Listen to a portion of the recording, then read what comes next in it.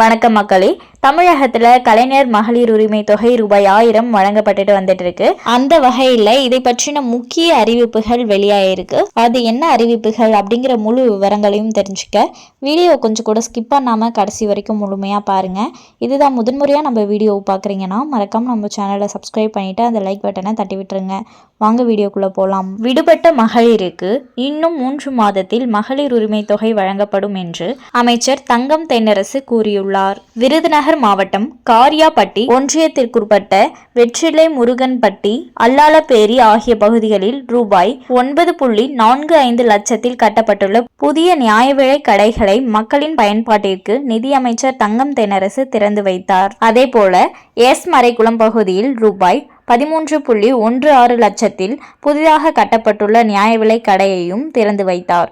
இதன் பின்னர் அமைச்சர் தங்கம் தென்னரசு செய்தியாளர் சந்திப்பில் கூறியதாவது: மகளிர் உரிமை தொகை திட்டத்தின் கீழ் நிதியுதவி பெற நிறைய பெண்கள் மனு அளித்துள்ளனர். இன்னும் 3 மாதங்களில் விடுபட்ட மகளிரிடமிருந்து விண்ணப்பங்கள் பெறப்பட்டு தகுதி வாய்ந்தவர்கள் தேர்வு செய்யப்படுவார்கள்.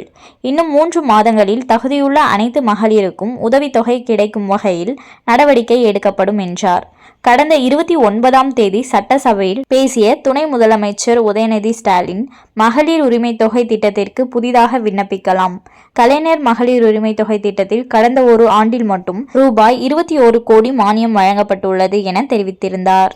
தமிழகத்தில் கலைஞர் மகளிர் உரிமை தொகை ரூபாய் 1000 செப்டம்பர் மாதம் 2023 முதல் கொடுக்கப்பட்டு வந்துட்டு இருக்கு. ஸோ பார்த்திங்கன்னா மாதம் 15ஆம் தேதி பார்த்திங்கன்னா மகளிரோட, அதாவது தகுதியுடைய மகளிரோட அக்கௌண்ட்கே பார்த்திங்கன்னா இந்த 1000 ரூபாய் அப்படிங்கிறது வந்துட்டு இருக்கு.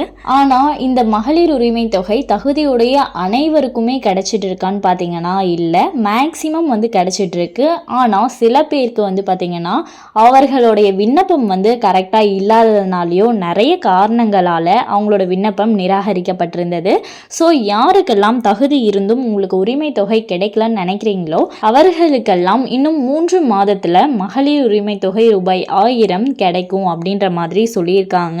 ஸோ பொறுத்திருந்து தான் பார்க்கணும். இந்த மகளிர் உரிமை தொகை ரூபாய் 1000 அனைவருக்கும், அதாவது தகுதியுடைய அனைவருக்கும் கிடைக்க போகுதா இல்லை ஏதாச்சும் ப்ராப்ளம் ஆக போதா அப்படிங்கிறத வெயிட் பண்ணி தான் பார்க்கணும். ஸோ உங்களுக்கு தகுதி இருந்தும் உங்களுக்கு உரிமை தொகை கிடைக்கல அப்படின்னு நினச்சிட்டு இருக்கீங்கன்னா கவலைப்படாதீங்க, கண்டிப்பாக உங்களுக்கு கிடைக்கும் அப்படின்ற மாதிரி தகவல் தான் வெளியாயிருக்கு. அண்ட் மேலும் இது போன்ற அரசாங்கம் சார்ந்த அனைத்து அப்டேட்களையும் உடனுக்குடனே தெரிஞ்சுக்கணும்னு நினச்சிங்கன்னா மறக்காமல் நம்ம சேனலை சப்ஸ்கிரைப் பண்ணி பக்கத்தில் இருக்க பெல் ஐக்கானை கிளிக் பண்ணி அதில் ஆளுங்கிற ஆப்ஷனை செட் பண்ணி வச்சுக்கோங்க. அப்போ தான் நம்ம அப்லோட் பண்ணுற வீடியோ உடனுக்குடனே உங்களுக்கு நோட்டிஃபிகேஷனாக சேரும்.